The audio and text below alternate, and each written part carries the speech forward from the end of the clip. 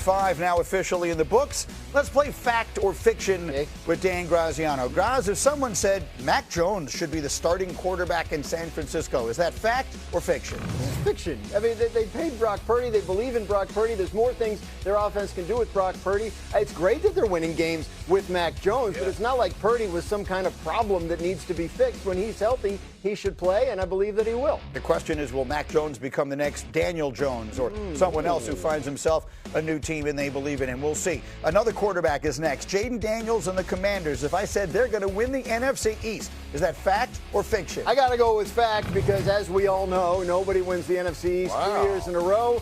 So it can't be the Eagles. Washington's win on Sunday was as good a win as any team had, I think, this weekend. That was impressive to go into, even as banged up as the Chargers are, to go into L.A. and win that game. Washington's a force to be reckoned with. Came from behind to do it. And then finally, also in that division, the Cowboys. If someone were to say, through 5 weeks, Dak Prescott is the MVP, is that fact or fiction? It's fiction because Baker Mayfield is the MVP right now. Look, they're 4-1. Cowboys, what are they, 2-1? So, Dak's playing as well as anybody. It's incredible to watch what he's doing. They had 4 starting offensive linemen miss this game on Sunday, as well as CeeDee Lamb and Kevontae Turpin. So that's 2 of their top 3 wide receivers. Dak is locked in right.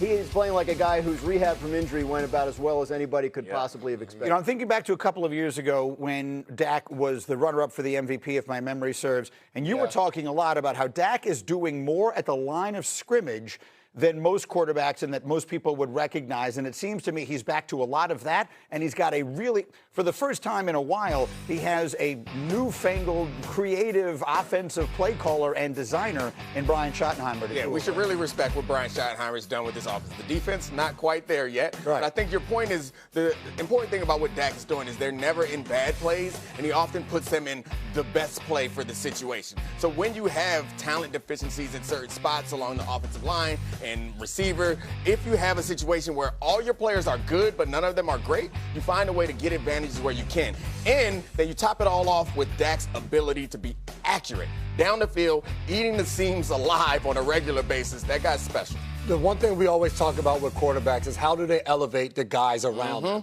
And what we've seen from Dak Prescott, the fact that they are 2-1, with the way their defense has played, with the injuries on the offensive line, with CeeDee Lamb not being out there, a lot of it is the credit of what Dak Prescott has been able to do offensively, the points they're putting up, and to your point, Nick, getting them in the right play and executing has been the big thing. I love what Schottenheimer has done. First of all, with the offensive line being banged up, they protected the daylights out. They gave him different protections. They didn't make it where he's standing in one spot. They let him. They did a fantastic job of not exposing. And even if it was a one-man route, that Pickens thing, 2-man route. I mean, and he goes to win. Go win. Like he understands a lot of that to happen. That's good stuff. If Dak stays healthy, are the Cowboys a playoff team? I think they can get there. And look, I'm going to add to the Schottenheimer thing because obviously he can scheme offense. But this was a head coach hire that was roundly panned. He may actually be a good head coach. Being around that team a little bit early this year, the players, the coaches, they talk about the culture he is establishing there. They are bought in. The guy. Say whatever it is you have to say and speak your piece. The clock's going to hit a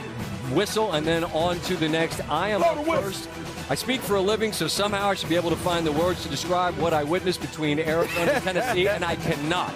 Last week, their number 1 pick, Cam Ward, said, keep it a buck, we ass. Well, their buns were out in the fourth quarter, down 21-6. Amari DeMarcado's running in for what's about to make it a 28-6 touchdown. He drops it going in, and then give Coach Callahan's squad credit. They stayed in a fight. Dallas Insider presents a deep dive, reaction, and rallying cry right now for what's unfolding in Dallas. This is not just commentary. This is a heartbeat, a pulse, a voice for the fans.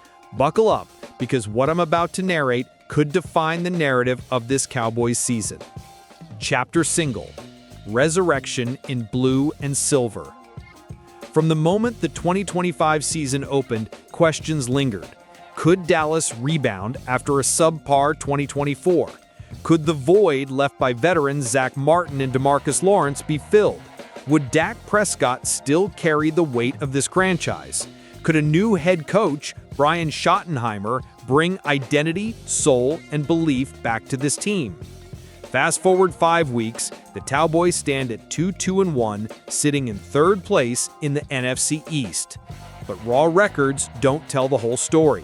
What we see now is a team redefining expectations, breaking past limitations, and stumbling forward with fire in their belly. Let's begin with the man at the center of this revolution, Dak Prescott. In Week 5, in a statement performance, he threw 4 touchdown passes in a 37-22 road win over the New York Jets. He did this while the Cowboys were missing 4 offensive linemen. Yes, 4. And without CeeDee Lamb. The offensive line, patched with backups and new faces, held firm, gave him time, opened lanes, and often looked like starters in cohesion and execution. This is not luck, this is not a fluke. This is the convergence of talent, trust, and rising chemistry. We heard in the earlier transcript, and I quote, the sentiment, they're never in bad plays, and he often puts them in the best play for the situation. You top it all off with Dak's ability to be accurate down the field. That guy's special. How do they elevate the guys around them? A lot of it is the credit of what Dak has been able to do offensively. That was one of the most striking assessments because it crystallized what we're witnessing. A quarterback not only performing at elite levels, but dragging the roster up with him. In truth, Dak is writing a new chapter. Some analysts are already calling him the 2025 MVP, saying he only needed 5 games to prove it. And that's not hyperbole when you see the efficiency. High passer rating, no interceptions, 4 scores, even as the line bends and the receiving core shifts. Brian Schottenheimer, in post-game remarks, had glowing praise. I think we're spoiled. I think he's one of the best players in the league. He's playing with a ton of confidence. That belief from a head coach isn't lip service, it's conviction, and it bleeds into the roster. Yet this season has not been without adversity. Let's not sugarcoat it. The departures of Martin and Lawrence left gaps in the trenches and in the pass rush. The Cowboys have had to rely on depth, rookies, and backups to plug holes and survive weeks where injuries mount. The loss of starting linemen in Week 5 was a crucial test, and they passed it. Meanwhile, CeeDee Lamb's absence forced other receivers like Jake Ferguson, George Pickens, and even unheralded targets to step up. Javonte Williams, who came in for depth in the backfield, exploded for 135 yards in that same game, including a signature 66-yard run that etched itself into memory. Williams' hard-nosed style, his grit in the open field, adds a new dimension to this offense. One of the biggest shifts we are now seeing, and this is compelling, is how the Cowboys are less predictable. For too long, critics said Dallas lacked a plan B. Now, they're evolving.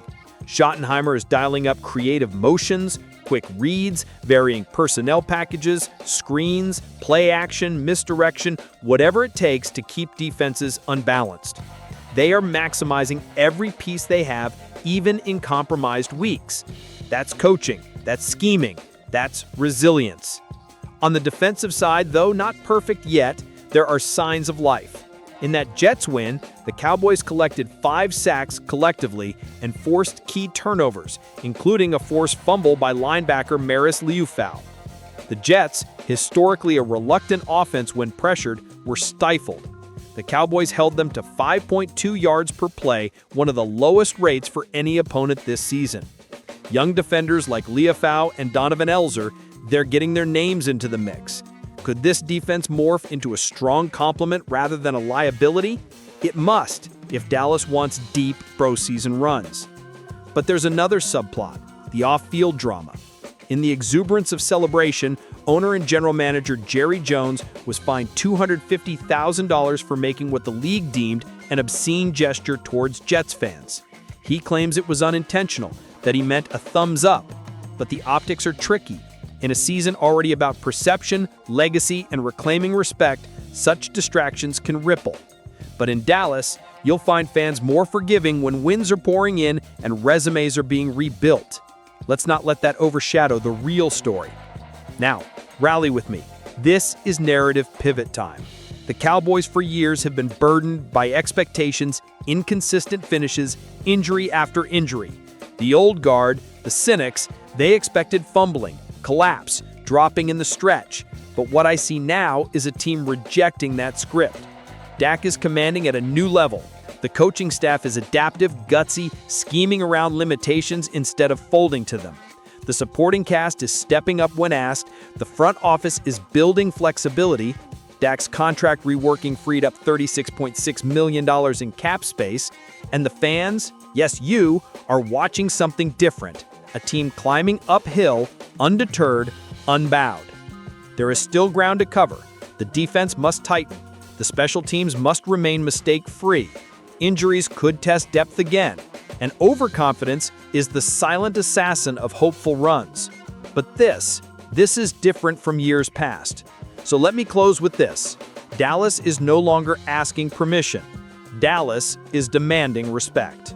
The identity is evolving, the heart is beating, the eyes of the league are slowly turning towards Texas. Cowboys Nation, I want to hear from you. Do you believe this is the turning point? Does Dak deserve MVP chance by season end? Can Schottenheimer cement himself as the leader who changed the culture? Write your thoughts in the comments, smash that like button if you believe in this team, and be sure to subscribe to Dallas Insider because we are riding this legend together.